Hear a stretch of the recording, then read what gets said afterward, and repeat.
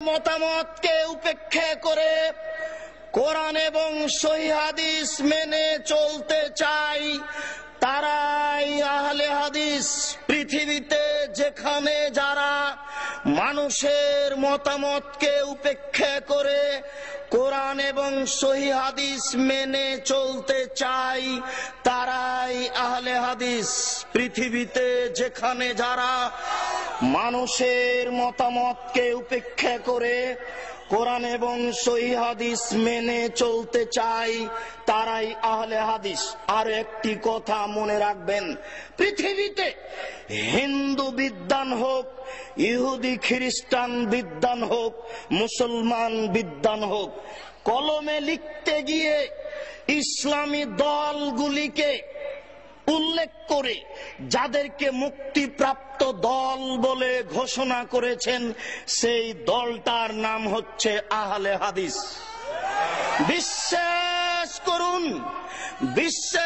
করুন আমার এই ভাঙাচুরা বিদ্যাই, আমার এই টুটা ফাটা বিদ্যায় আমার জানা নাই পৃথিবীর কোন হিন্দু বিদ্বান, পৃথিবীর কোন খ্রিস্টান বিদ্বান, পৃথিবীর কোন ইহুদি বিদ্বান, পৃথিবীর কোন মুসলমান বিদ্বান, লাখো ইসলামী দল আছে, আহলে হাদিস ব্যতীত আর কোন দলকে মুক্তিপ্রাপ্ত দল বলে কলমে ধরেছে এটা আমার জানা নেই। অতএব কথাটা আপনি আবারও বিবেচনা করে ভেবে দেখুন, পৃথিবীতে কোন বিদ্বান কোন ইসলামী দলকে মুক্তিপ্রাপ্ত দল বলে কলমে উল্লেখ করেছে এটা আমার ভাঙাচোরা বিদ্যায় জানা নেই।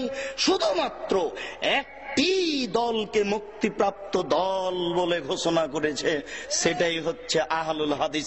পৃথিবীতে যারা মানুষের মতামতকে উপেক্ষা করে কোরআন এবং সহিহ হাদিস মেনে চলতে চায় তারাই আহলে হাদিস।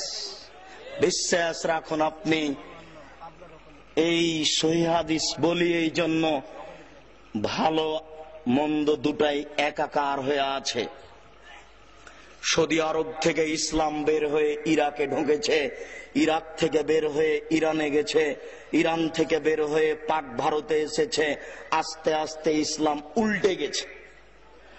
উল্টে যাওয়া ইসলাম, উল্টে যাওয়া মানুষ